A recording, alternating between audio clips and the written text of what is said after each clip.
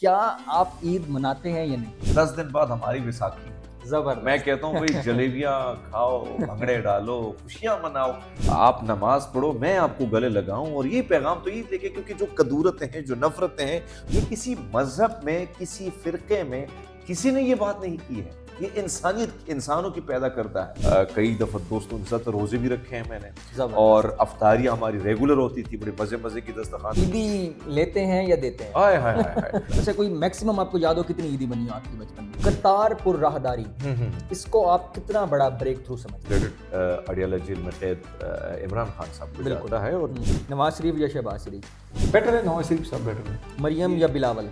इन दोनों में से बिलावल ठीक है, गुजारे बात। जरदारी या मौलाना फजल रहमान? रहमान साहब ठीक है। फैसल वारडा या मोहसिन नकवी? ये दोनों ठीक है।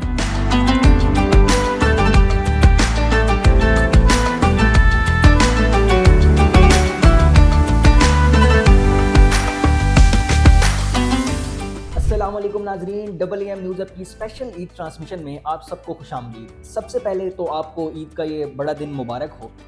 साल बाद ईद का ये दिन आता है और ये दिन खुशियों का है, मुसर्रत का दिन है। जो लोग सारा साल परेशान रहते हैं, कोशिश करें कि उन लोगों को तलाश करें और ये जो दिन है, ये बड़ा दिन उन्हीं लोगों के साथ गुजारें।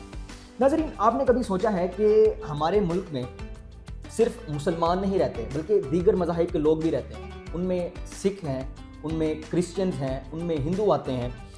जब हमारे त्यौहार आते हैं तो वो किस तरह ख़ुद को प्रेजेंट करते हैं? क्या वो भी हमारे साथ हमारे त्यौहार जैसे ईद हो गई, क्या वो मनाते हैं? अगर मनाते हैं तो किस तरह मनाते हैं? तो इसी आज मौजू पे बात करने के लिए ईद के इस बड़े दिन पे हमने इनवाइट किया है ऐसी शख्सियत को जिनका ताल्लुक सिख कम्युनिटी से है। बड़ा प्रोमिनेंट नाम है, पेशे के अतबार से सहाफ़ी हैं, एंकर हैं, शोज़ करते हैं, पॉलिटिकल शोज़ भी करते हैं, टॉक शोज़ भी करते हैं और बड़ी प्रोमिनेंट पर्सनैलिटी है। जी, मैं बात कर रहा हूँ हरमीत सिंह साहब की। हरमीत भाई, कैसे हैं आप? बहुत शुक्रिया जी, आपको, आपके फैमिली को, देखने वाले जितने भी हैं, सबको मीठी ईद की मीठी मीठी खुशियाँ बहुत ज़्यादा मुबारक। खैर मुबारक, आपको भी मुबारक। Thank you. अच्छा हरमीत भाई, मैंने ना जब मैं ये शो करना चाह रहा था तो मैंने आप पे थोड़ा होमवर्क किया, लेकिन अच्छा। एक सवाल मैंने छोड़ दिया। अच्छा मैंने कहा ये मैं खुद उनसे पूछूंगा ऑर्गेनिक सवाल कि क्या आप ईद मनाते हैं या नहीं? भाजी, मेरी जो ख्वाहिश है ना, मैं हमेशा ये बात करता रहता हूँ कि भाई ईद इंसानियत को जोड़ने के लिए आती है। और त्योहारों पे ये नहीं लिखा होता कि ये मुसलमान के लिए, ये सिख के लिए, ये हिंदू के लिए। आप देखिए मोहम्मद जी जो है वो सब के लिए आए हैं। बिल्कुल। वो उसमें जो है रहमतुल्लिल आलमीन। हाँ, यस, बिल्कुल। रहमतुल आलमीन। और वो सिर्फ मुसलमानों के लिए नहीं है, कुरान शरीफ में तो कई बार यही लफ्ज़ आया हुआ है। और फिर मैं ये हमेशा ये बात करता हूँ कि चाहे वो राम जी हो, बाबा गुरु नानक जी हो, या मौला हुसैन हो, ये इन पे कोई नाम लिख नहीं सकता है, इन पे कोई दावे नहीं कर सकते, तो सबके हैं। यानी किसी की मजहब की उजारादारी नहीं है। नहीं नहीं, बहुत नहीं, जबरदस्त आप इस पे उजारादारी कर नहीं सकते हैं। और बिल्कुल। ईद हो या होली हो, मैं हमेशा ये बात करता हूँ कि भाई साहब, आप होली भी सेलिब्रेट करें।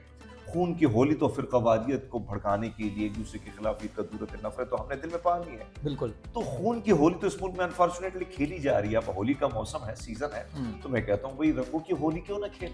अच्छा, ये बड़ी जबरदस्त बात है कि ईद और होली में इतना डिफरेंस नहीं है। ईद भी मनाई जा रही है और होली भी मनाई जा रही है। होली भी, और पाकिस्तान एक में ये और ट्रेंड चीज शुरू हो गया है। और एक और चीज 10 दिन बाद हमारी विसाखी। जबरदस्त। मैं कहता हूँ भाई जलेबियाँ खाओ, भंगड़े डालो, खुशियाँ मनाओ। देखो, विसाखी का मकसद भी ये है कि प्रॉस्पेरिटी, खुशहाली, कनक पकती है, तैयार होने की तारीफ जाती है, फिर बहुत सारी चीज़ें जो हैं वो तैयार होती है और लोगों में खुशहाली का एक पैगाम लेके आती है। तो भाई भंगड़ा डालो, जलेबियाँ बांटो, ईद आ रही है, सवैयाँ बनाओ, आप नमाज पढ़ो, मैं आपको गले लगाऊं। और ये पैगाम तो ईद लेके, क्योंकि जो कदूरतें हैं, जो नफरतें हैं, जो हमने एक दूसरे के बीच में डाली हैं, मुसलमानों के बीच है, सिखों और हिंदू के बीच में, ये जो गैप है, ये किसी मजहब में, किसी फिरके में किसी ने ये बात नहीं की है। ये इंसानियत इंसानों की पैदा करता है। मुझे ये बताएं कि मैंने जो हजरत मोहम्मद जी के हवाले से पढ़ा, उसमें तो वो उस शख्स के बारे में भी पूछते हैं कि आपको चोट तो नहीं आई, आपने मुझ पे पत्थर फेंका, आपको तकलीफ तो ना हुई। फिर वो जब रोज़ा रखते हैं, 3 दिनों से एक रोज़ा चलता है, और उसके में आपको पता है कि जब वक्त आता है रोज़ा खोलने के तो 2 खजूरें होती हैं, और खजूरें जब रास्ते से एक जो गैर मुस्लिम होता है वो गुजरता है, तो वो कहते हैं मैं भूखा हूँ, मैं प्यासा हूँ। तो आप क्या करते हैं, आप जाके उनको खजूरें दे देते हैं। सुभान अल्लाह। यानी प्रैक्टिकली, अमली तौर पर तो मोहम्मद साहब ने सारी चीजें बता दी, इंसानियत। और वहां पे उन्होंने ये नहीं देखा कि वो मुसलमान है या सिख है या क्रिश्चियन या हिंदू है, उन्होंने कहा ये इंसान है। बिल्कुल। तो बात हो रही इंसानियत की। ईद खूबसूरत त्यौहार है, तो भाई गले लगाओ, प्यार करो, ये मोहब्बतें बांटो, ये कदूरतें नफरतें दिल से निकालो अजीज़ों के साथ। क्योंकि आज आप मेरे पास आए हैं तो बड़ा अच्छा लग रहा है कि आप भी आज बड़े खूबसूरत लग रहे हो। और जाहिर बात है कि मैंने, क्योंकि अभी मुझे एक और रिकॉर्डिंग में भी जाना है, तो मैंने वो कमीज शलवार थोड़े से टांग लिया, अचानक आप ये नमदार समझ आ हुए, गई। थोड़ा रेस्ट करना था मुझे, बिल्कुल। क्योंकि कुछ चीज़ों का डेकोरम डिफरेंट होता है। तो बिल्कुल। बात वही है कि लेकिन आप ईद फिर भी की, प्यारे लग रहे हैं हाँ माशाल्लाह। बहुत शुक्रिया जी, ये आपकी मोहब्बत है।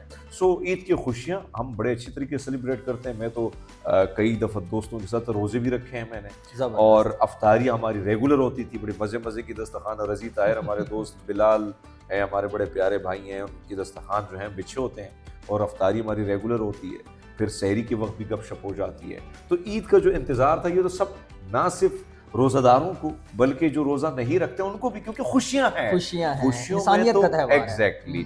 तो ये इंसानियत का त्यौहार है, और मैं समझता हूँ कि ये इंसानों के को जोड़ने के लिए पैगाम लेके था कि जुड़ जाओ, जुड़ जाओ, बिल्कुल। नफरतों के ये बीज बोना बंद करो, एक दूसरे के अंदर जो आपने ये जो जेलसी पाली इसको खत्म करो, एक दूसरे को गले लगाओ, प्यार बांटो, प्यार मोहब्बत की बात करो। जिंदगी बहुत कम है पाजी, खुल के जियो, एंजॉय करो, मीठा खाओ, और साथ में खट्टा भी होना चाहिए। तो बड़े मजे मजे के पकवान बनते हैं। और ऊपर मेरे ख्याल में आपने अच्छी पकवान जो बनाया वो आज भेज देना मेरे के पास। जरूर जरूर, आपसे भी खा के जाएंगे हम। जरूर जरूर जरूर। अच्छा ये बताएं, ईदी लेते हैं या देते हैं? हाय हाय हाय हाय, ईदी लेते थे, बड़ा मजा आता था। अब तो अच्छा। ईदी देने वाले हो गए। और अब जाहिर बात है कि मेरे जो दोस्त हैं, उनके जो बच्चे हैं, उनको भी ईदी देनी पड़ती है। और ईदी मुझे याद है कि ली भी बहुत ज़्यादा है लोगों से, और फिर इसी का इंतज़ार होता था कि भाई साहब ईद आएगी या वैसाखी आएगी या जो भी, हाँ। तो हम इंतज़ार करते थे कि यार अब कुछ हमें भी मिले। और फिर वो बड़ी खूबसूरत, वो आपको पता है कि जब ईद के दिन फिर सारे छोटे बचपन में आप बिल्कुल। लड़कपन में आप इकट्ठे होते थे, आप कहते हाय मेरे पास 10 रुपए हो गए, 20 रुपए हो गए, हर 30 कोई हो गए, अपनी 100 रुपया बहुत बड़ी चीज होती थी। सो ये वाला जो जस्ट वो जो चीज थी, वो मेमोरी, जब ईद आती है तो वो बहुत सारी मेमोरी रिकॉल्स भी हो जाती है। बिल्कुल। फिर आप अपने उन बुजुर्गों को भी दोस्त याद करते हैं कि ईद के दिन जब वो सुबह उठते थे, आते थे, ईदी देते थे, या विसाखी के दिन। तो आप जब इस दिन के मौके के मुनासिबत से जब आप माजी में जाते हैं तो दुख भी होता है, जज्बाती भी आप होते हैं, उन दोस्तों को भी याद करते हैं जो जिंदगी में नहीं होते हैं। तो एक तरफ तो अपनों को याद करने का दिन है, फिर जो दुनिया में है और आपसे खाइफ हैं, आपसे नाराज हैं, उनको गले लगाने जोड़ने का दिन है। बहुत जबरदस्त। अच्छा कोई मैक्सिमम आपको याद हो कितनी ईदी बनी हो आपकी बचपन में? भाजी बहुत बड़ी बात होती थी कि 100 से 150 रुपये बड़ी मुश्किल से मिलता है। बहुत ज़बरदस्त। अच्छा हरमीत भाई, हमने आपसे ईद के हवाले से तो गपशप कर ली, क्योंकि आज आप हमारे मेहमान हैं, तो आपसे थोड़ी हम आज जनरल लाइफ के हवाले से भी आपसे डिस्कस करेंगे।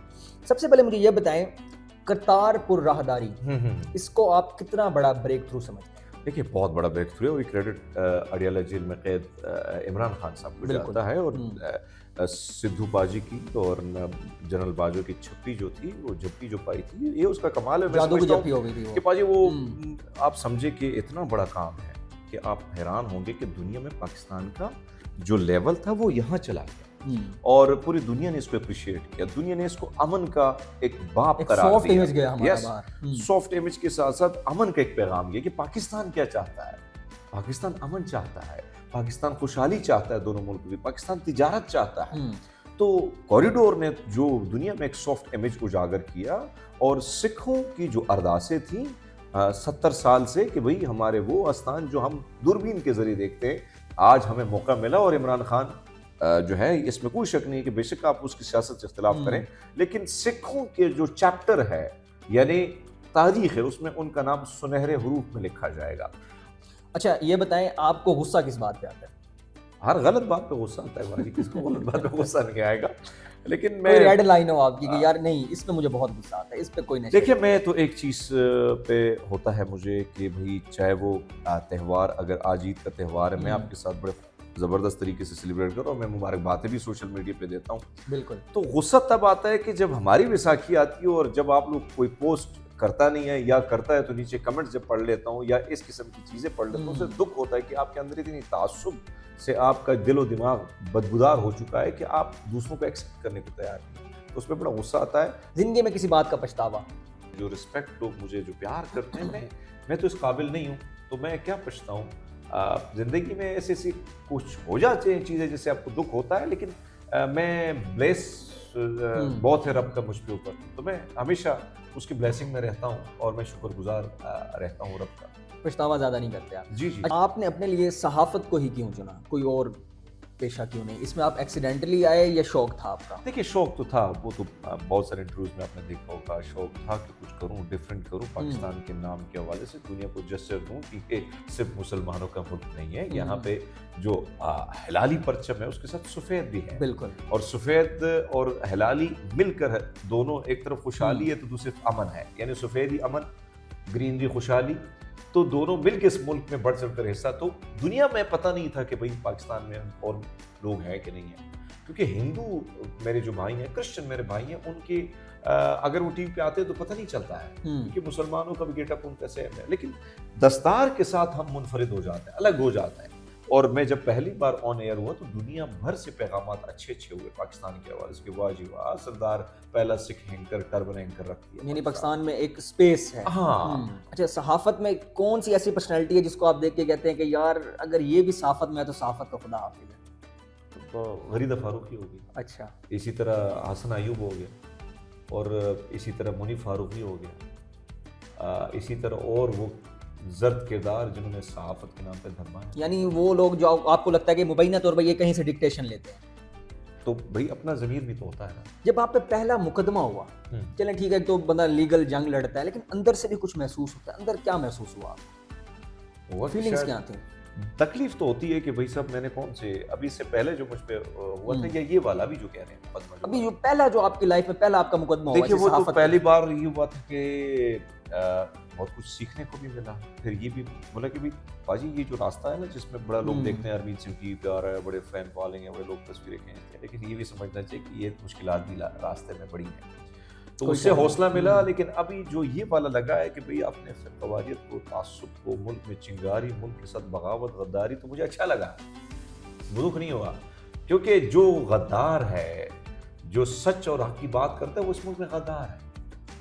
जो इस मुल्क को ठीक करने की सोच रहा है, जो इस मुल्क में इत्तेहाद पैदा करने की सोच रहा है, जो चाहता है कि इस मुल्क में इत्तेहाद हो, खुशहाली हो, अमन हो, भाईचारा हो, किसी को उठाया ना जाए, किसी की बहन बेटी के सर से दुपट्टा ना खींचा जाए, किसी के घर का तकद्दुस पामाल ना हो, तो अगर इस पर मुझ पे गद्दारी का मुकदमा लगता है तो मुझे तो ये फख्र है। अगर सहाफी ना होते तो क्या होता?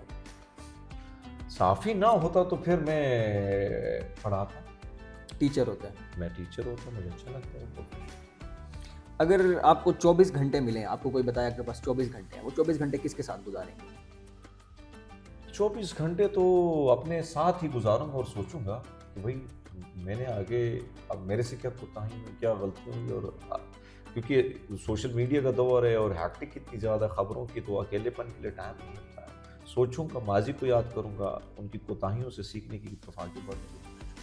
अगर एक दिन के लिए आपको वजीर आजम बना दिया जाए तो कौन सा एक बड़ा फैसला करेंगे? बड़ा मुश्किल है, आपने आईन में पहली बार हमें लिख दिया कि गैर मुस्लिम में सदर बन सकते हैं, तो वज़ीर आज़म तो बड़ा मुश्किल, इसलिए तो मैंने ये सवाल रखा है।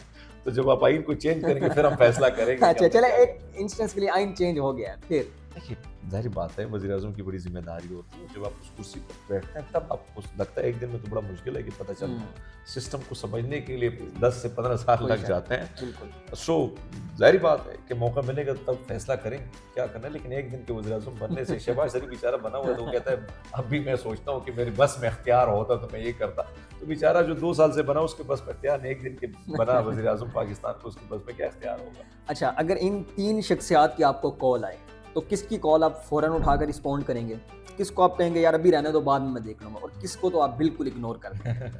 तलत हुसैन साहब, हसन अयूब, मुर्तज़ा सोलंकी।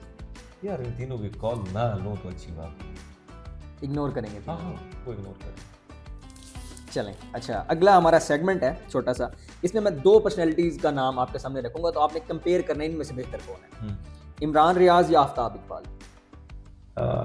मेरे ख्याल में तो मुश्किलात, जो तकलीफ़, जो मसाइब सुने वो सहें तो इमरान रियाज ही अच्छा लगता है। इंटेलेक्चुअल लेवल पर अगर मैं देखूँ तो आफ्ताब साहब है, लेकिन आपने कहा एक को चुनना है तो फिर मैं इमरान रियाज को ही चुना। काशिफ अब्बासी या नदीम मलिक?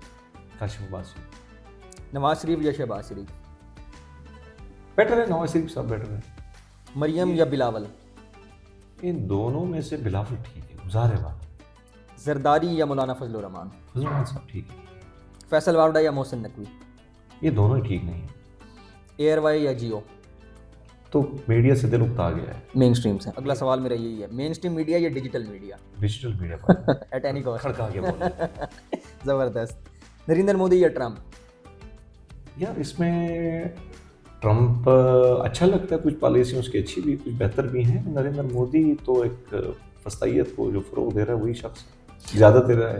वो ट्रम्प भी वही काम कर रहा है, लेकिन दोनों कुछ ट्रम्प आ रहा है उसी रास्ते पे आहिस्ता अब आहिस्ता। आ रहा है तो, लेकिन बहरहाल जो बहुत सारी चीज़ें उसकी बड़ी कुछ चीज़ें बेहतर भी हैं।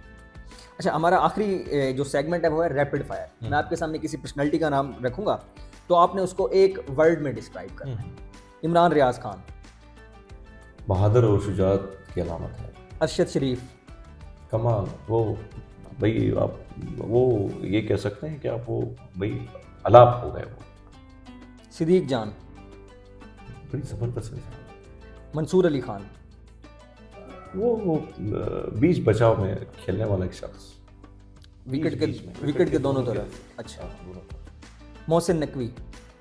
सर रिश्तेदारियां ना होती तो मोहसिन नकवी 24 चलाता। अली अमीन गंडापुर। सर वो भी आप ऐसे समझे कि विकेट के दो तरफ खेलने की कोशिश कर रहे हैं। नवाज शरीफ। मजबूर है, वो उसको मोहब्बत ही नहीं मिली 4 शादियों के बाद। शहबाज शरीफ। सर मेरे ख्याल में वो है, सब अच्छा है जो तुम बोल रहे हो। Yes sir. Yes sir. हाँ। आसिफ अली जरदारी। वो खोपड़ी है सियासतदानों की, मैं समझता हूँ कि बहुत बड़ा दिमाग है, ज़बरदस्त पॉलिटिशियन। ज़बरदस्त पॉलिटिशियन। मौलाना फजलुर रहमान। वफामत का बादशाह है भी, जहाँ एडजस्टमेंट हो आराम से बैठ जाता है। खेल लेते हैं यानी। सहाफ़त। सहाफ़त हामिद मीर। सियासत। इमरान खान। अगला मेरा नाम यही है, इमरान खान। इमरान खान कमाल है भाई, एक ऐसी पर्सनालिटी जो इस वक्त मुल्क को जोड़ सकता है, इतिहाद पैदा कर सकते, पठानों को, बलोचों को, सिंधियों को, पंजाबियों को इकट्ठा कर सकता है। लास्टली हरमीत सिंह। एक वर्ड। फैसला कौम दे करन दे। नहीं, अपने लिए एक वर्ड।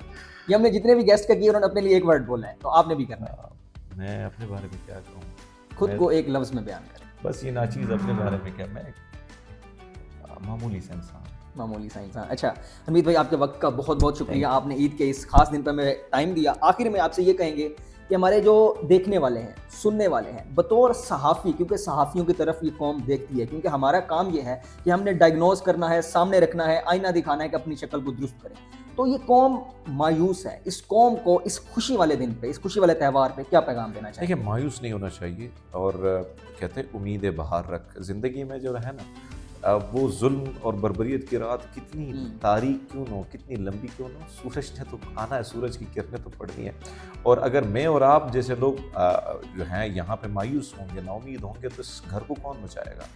आप अपना घर समझे पाकिस्तान को, इसको लिए पुरुमीद होना होगा, मज़ीद लड़ना होगा, हमें मज़ीद लड़ना होगा। अगर हम नहीं भी बचें तो कम से कम हमारी नस्लों के लिए मुल्क जो है ये महफूज रहना चाहिए। तो नाउमीदी गुनाह है, गुनाह कबीरा है, मैं समझता हूँ। जब मैं जैसा शख्स एक छोटी सी कम्युनिटी से बैठ के एक अकेले मुख्तलिफ मुकदमों को लड़ रहा है, हालांकि उसे कनाडा, दुनिया की हर जगह में बड़ी आसानी से नेशनलिटी मिल सकती है, जब वो इस मुल्क की ठानी है और बड़ी मुश्किल में बैठा है, तो वही सब आप तो मेजॉरिटी से।